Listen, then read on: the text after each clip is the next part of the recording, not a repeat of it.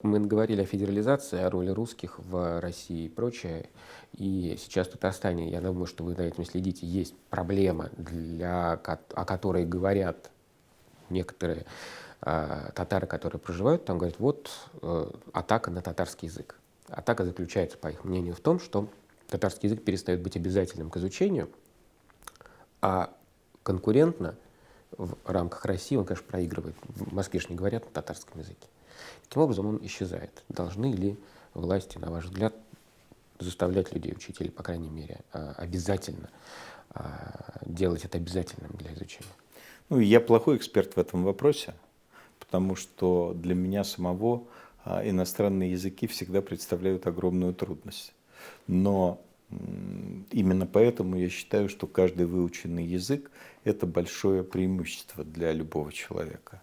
Но заставлять что-либо делать детей, я считал бы нужным, ну вот в самую последнюю очередь, если вот по-другому никак нельзя. И это касается не только вопроса языка.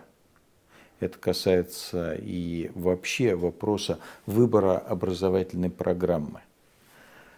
Поэтому, возможно, правы те, кто говорят, что государственный язык должен быть обязательный, а все остальные должны быть необязательными.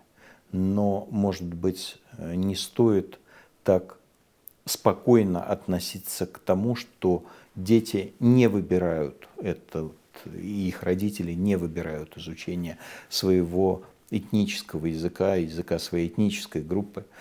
Мы можем потерять культуру, один из элементов большой российской культуры. Может быть, стоит приложить гораздо большие усилия в том, чтобы не заставить, но убедить